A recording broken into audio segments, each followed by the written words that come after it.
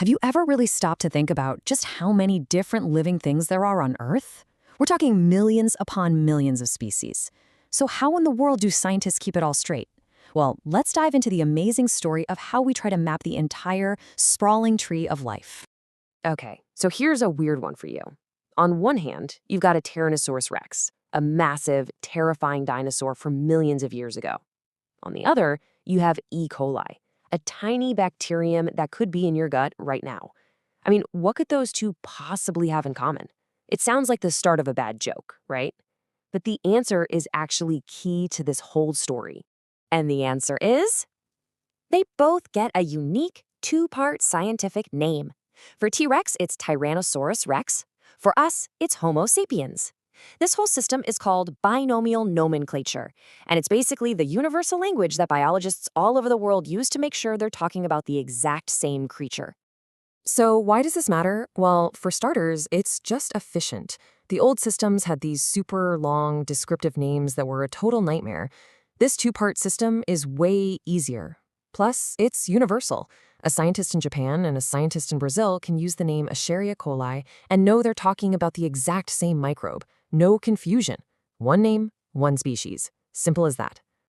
And speaking of making things simple, welcome to Learn with Ease.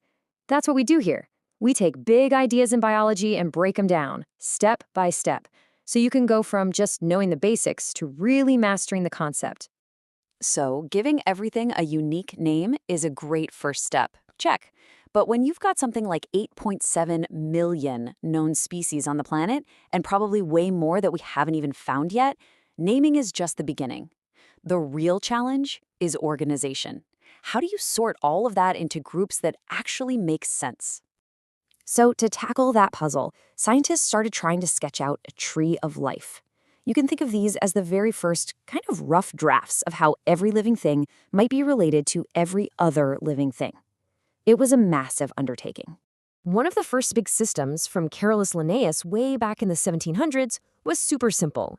He basically made two big buckets, Kingdom Plantae and Kingdom Animalia. If it made its own food from sunlight and stood still, it was a plant. If it had to eat other things and move around, it was an animal. Seemed pretty logical, right? But you know, life is rarely that simple. Pretty quickly, they ran into problems. For example, a mushroom. Okay, so where do you put it? It has a cell wall like a plant, and it doesn't really move, so it's a plant, right?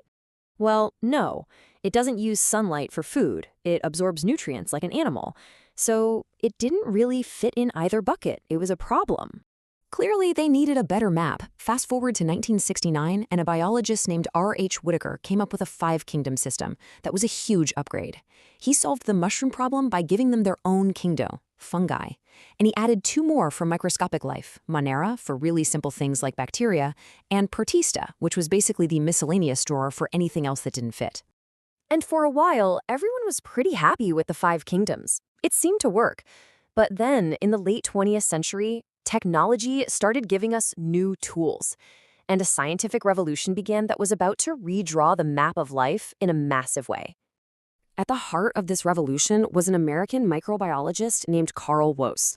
And to give you an idea of his impact, some have called him the Darwin of the 20th century. I mean, that's a huge statement. See, while most biologists were looking at what organisms looked like on the outside, Woese decided to look under the hood, at the genetic level. He started comparing the ribosomal RNA of different microbes, which is kind of like a deep, ancient molecular fingerprint. This let him see family relationships that were totally invisible to the naked eye. And what he found was a bombshell. That Kingdom Monera, the one for all this simple bacteria, it wasn't one group. It was two totally different groups of life that just happened to look similar. One was the bacteria we already knew, but the other was something completely new to science. He called them archaea, and their genetic fingerprint was as different from bacteria as a human's is from a mushroom's.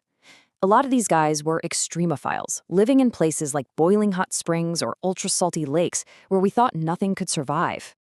And the more he looked, the more differences he found. For instance, bacteria have this stuff called peptidoglycan in their cell walls. Archaea don't have it. Their cell membranes are even built differently. These weren't just two flavors of bacteria. They were two of the oldest, most separate branches on the entire tree of life. So you can see this incredible progression. We started in the 1700s with just 2 kingdoms. By 1969, we had 5. Then, in 1990, based on all this new genetic evidence, Woe proposed that we needed a whole new level above kingdom. He called it the domain. And there weren't 2 ancient branches of life, but 3. And that brings us to our modern map of life, the 3-domain system.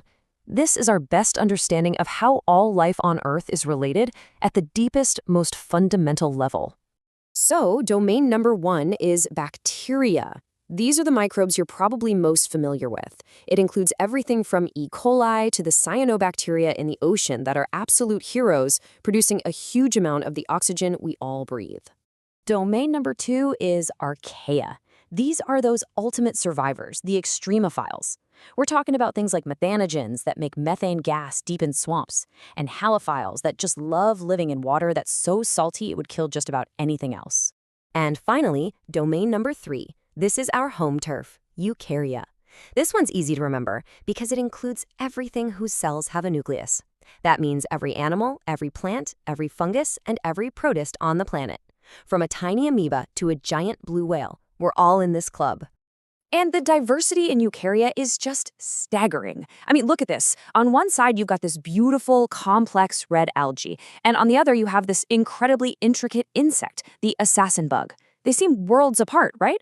But deep down, at the cellular level, they share that same fundamental blueprint. So after that whole journey, you might be thinking, okay, that's kind of cool, but why does this actually matter? Why spend centuries drawing and redrawing this family tree?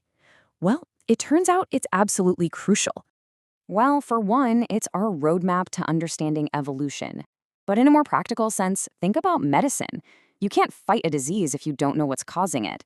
Knowing that Treponema pallidum is a specific type of bacterium is step 1 to treating the syphilis it causes. This map also helps us find new medicines. A ton of our best antibiotics come from one genus of soil bacteria. And of course, if we want to protect the amazing biodiversity on our planet, we first have to understand what's out there. And here's a final thought to leave you with. We have only identified a tiny fraction of the species on this planet. As we keep exploring, especially in crazy environments, and as our genetic sequencing tools get even better, this tree of life is definitely going to change again. It makes you wonder, what new branches, or maybe even whole new domains, are still out there waiting to be discovered? Hey, if you enjoyed getting all this straightened out with us today, do us a huge favor. Hit that like button, drop a comment to let us know what you think, and share this with anyone else who's curious about this stuff. And of course, make sure you subscribe to Learn with Eve so you don't miss our next explainer. Thanks for watching.